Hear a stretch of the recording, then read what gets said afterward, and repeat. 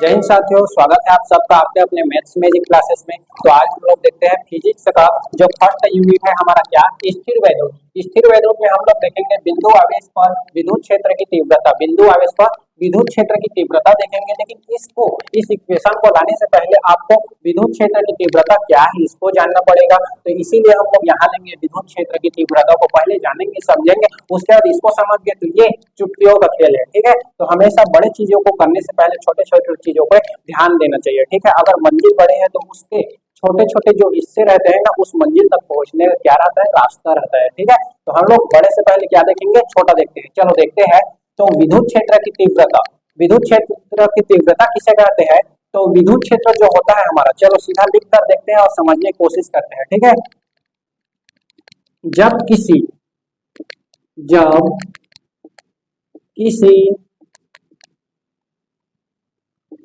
वैद्युत क्षेत्र में, कहाँ पे वैद्युत क्षेत्र मतलब जहां पे विद्युत का प्रभाव होता है, वैद्युत क्षेत्र में किसी एकांक एकांक धनावेश,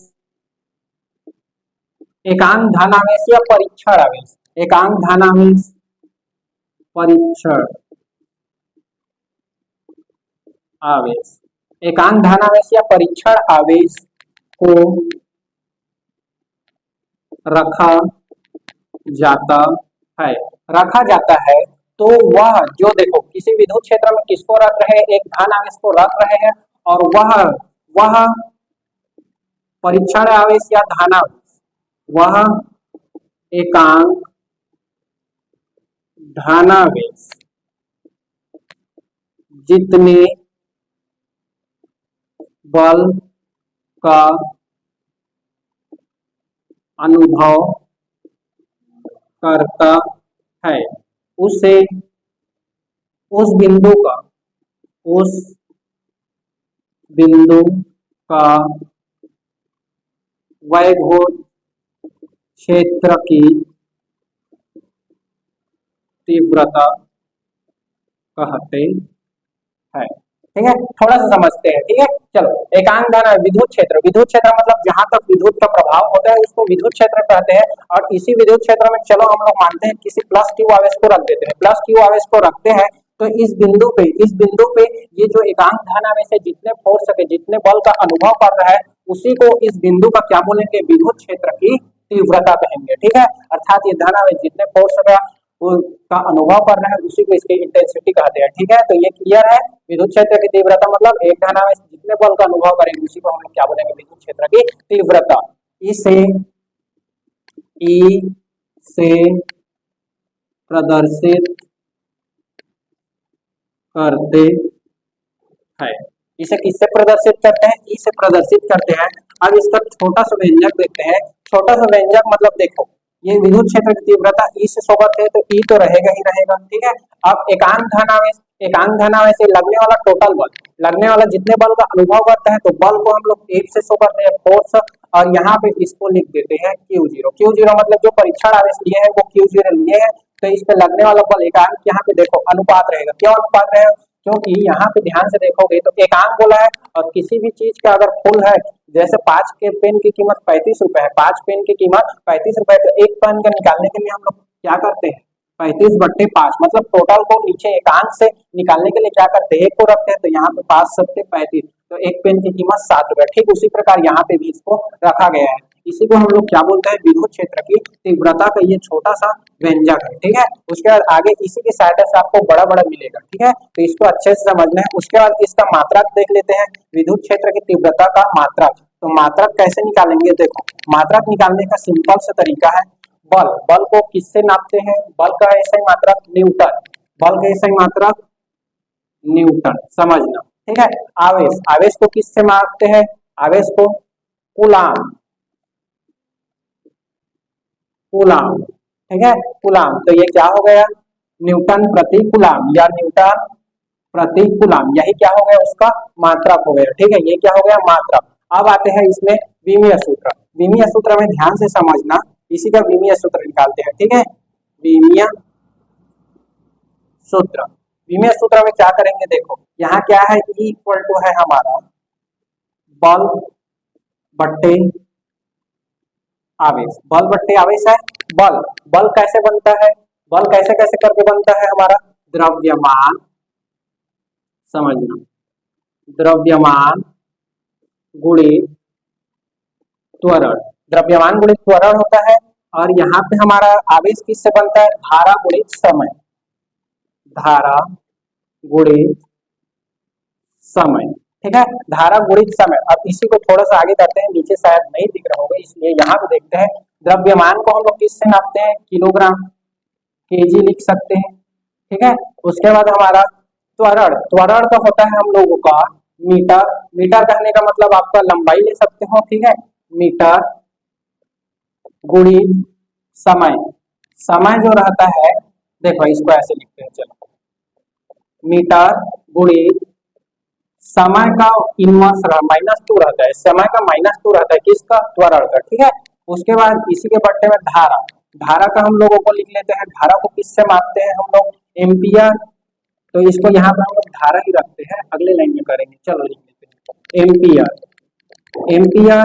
और समय को किससे नापते हैं, सेकेंड, तो इसको समय ही लिखते हैं, ठीक है।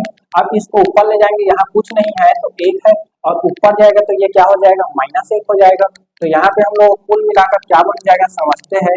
यहाँ तो हो गया हमारा किलोग्राम, किलोग्राम समझना, ये हो गया मीटर का मीटर, और ये समय जो है ऊपर जाकर -1 बनेगा यहाँ पे, और -1 और -2 जोड़ेगा तो कितना बनेगा हमारा, समय जो है -3, समय -3। एम्पियर, एम्पियर को भी ऊपर ले जाते हैं, एम्पियर, तो एम्पियर भी क्या बनेगा, -1 बनेगा, ठीक है। अब हम लोग जानते हैं विमीय सूत्र में एम लीटी लिखते हैं, जैसे कि किलोग्राम द्रव्यमान है, द्रव्यमान के लिए क्या करते हैं, एम, ठीक है। 1 है तो नहीं लिखोगे तो भी चलेगा, लिखोगे तो भी चलेगा। उसके बाद ये क्या है, मीटर, मीटर को किससे, लंबाई एल से, तो एल हो गया समय, समय को टी, -3 का -3, एम्पियर को ए, ये हो गया हमारा क्या, इसका विमीय सूत्र, किसका, विद्युत क्षेत्र की तीव्रता का विमीय सूत्र। आपको ये पता होना चाहिए, ये पता होना चाहिए, एसआई मात्रक पता होनी चाहिए, और डायरेक्ट ये, ठीक है, डायरेक्ट ये पता रहेगा तो भी चलेगा, ठीक है। यहाँ तक हम लोग विद्युत क्षेत्र की तीव्रता, ठीक है। अब चलो इसी में आगे आप लोग इसको नोट कर लो वीडियो रोक पर, उसके बाद हम लोग आगे बढ़ते हैं, ठीक है। चलो अब आगे देखते हैं हम लोग, आगे देखते हैं, आगे हम लोग क्या देखेंगे, बिंदु आवेश पर विद्युत क्षेत्र की तीव्रता, बिंदु आवेश के कारण विद्युत क्षेत्र की तीव्रता। किसी भी इक्वेशन को सीखने से पहले, जानने से पहले, समझने से पहले आपको बस उसका ड्रॉ जो चित्र बनता है छोटा सा, उसी को दिमाग में रखना है, ठीक है। क्योंकि पूरा चित्र आपको बोलकर सुनाएगा कि क्या करना है, कैसे होगा, ठीक है। तो यहाँ पे हम लोग छोटा सा करते हैं, कोई बिंदु आवेश, ठीक है, चलो देखते हैं।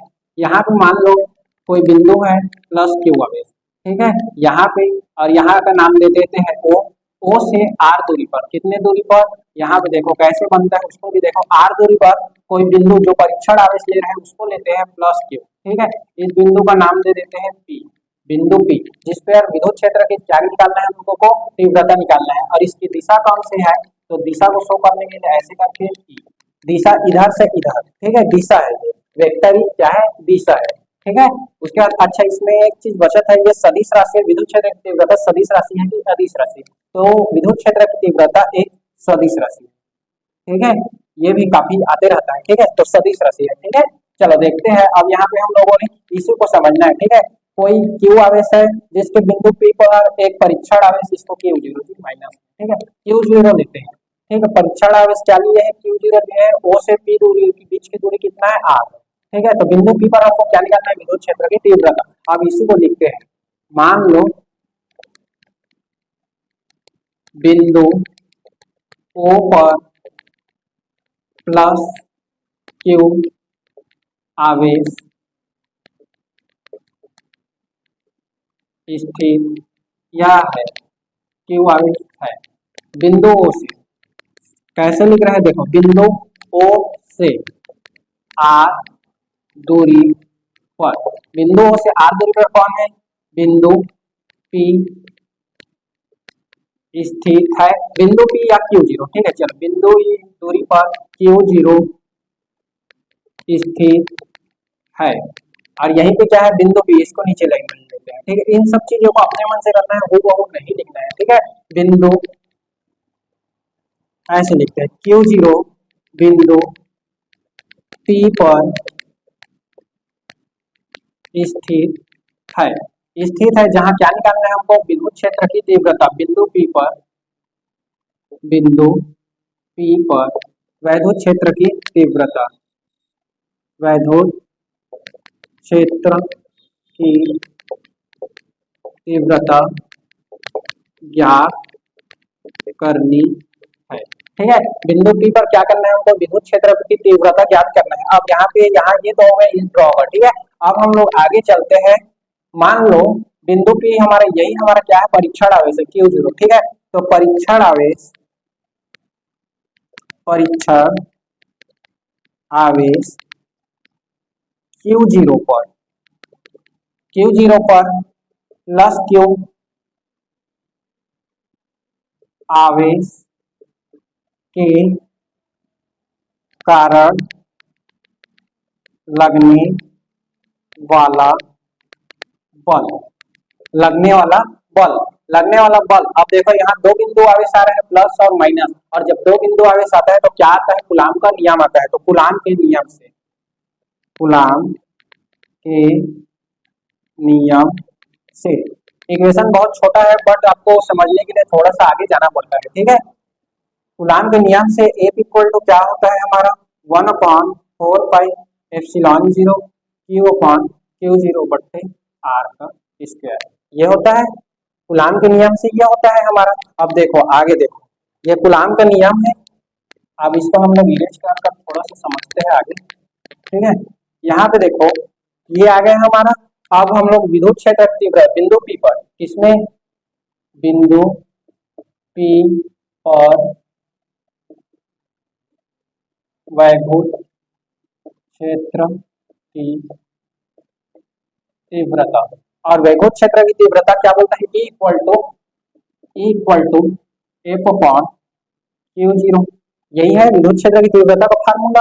अब इसमें क्या कर देंगे हम लोग, F का मान रखने पर, F का मान रखते हैं तो E का E हो गया, F का वैल्यू कितना है, F का वैल्यू हमारा कितना, इसको रख देते हैं 1/4πε0 और Q/Q0 बट्टे R के स्क्वायर। और ये पहले से बट्टे में है तो इसी को क्या हम लोग ऐसे करके लिख सकते हैं, ये तो पहले से बट्टे में है ना, तो इसको ऐसे लिख सकते हैं, जरूर लिख सकते हैं। और यहाँ से Q0 क्या हो जाएगा, कैंसिल हो जाएगा, और यहाँ पे हमारा 1/4πε0 Q/ ये R के स्क्वायर है। ठीक, R के स्क्वायर, और ये हो गया हमारा क्या, विद्युत क्षेत्र की तीव्रता का फार्मूला। और यही क्या है, किसी बिंदु आवेश पर विद्युत क्षेत्र का तीव्रता का क्या है, व्यंजक है। ठीक है, यही है। ठीक है, कुछ नहीं करना है आपको, इस फार्मूले को बस पता होना चाहिए, इस यहाँ पे रखना है और एक कैंसिल होगा, विद्युत क्षेत्र की तीव्रता का निर्माण हो जाएगा। ठीक है, अब इसी को थोड़ा सा आगे लिखते हैं। मान लो, पूरा क्लियर करेंगे, परावैद्युतांक माध्यम क्या है, माध्यम अगर परावैद्युतांक है तो परावैद्युतांक में क्या हो जाएगा, वैद्युतांक, परावैद्युतांक में कुछ नहीं होगा, इसी को आपको लिख देना है कि 1/4πε0, यहाँ पे एक के ले लेना है। मान लो यहाँ पे के को जोड़ना है, बस वो अनुपाती नियतांक आता है ना, बस वही, तो क्रमानुपाती नियतांक बस जुड़ जाएगा, और ये क्या हो गया, परावैद्युतांक माध्यम में। ठीक है, इतने में आपका ये विद्युत क्षेत्र का तीव्रता का यही फार्मूला है, इसी को आप लोग पूरे चैप्टर में यूज करने वाले हो, तो इसको अच्छे से आप लोगों को माइंड में होना चाहिए। ठीक है, कूलाम का नियम हर जगह यूज करोगे तो ये भी अच्छे से आपके माइंड में होना चाहिए। ठीक है, तो चलो आज हम लोगों ने जो विद्युत क्षेत्र की तीव्रता देखे हैं उसको उम्मीद करता हूँ आप लोग अच्छे से सीखे होंगे, समझे होंगे, और मिलते हैं नेक्स्ट क्लास में। अगर क्लास अच्छा लगता है तो चैनल को सब्सक्राइब और कमेंट जरूर किया करो, ताकि मैं भी मोटिवेट होते रहूँ और आपके लिए अच्छे बताने की कोशिश और सिखाने की कोशिश कर सकूं। ठीक है, चलो मिलते हैं नेक्स्ट क्लास में, तब तक के लिए जय।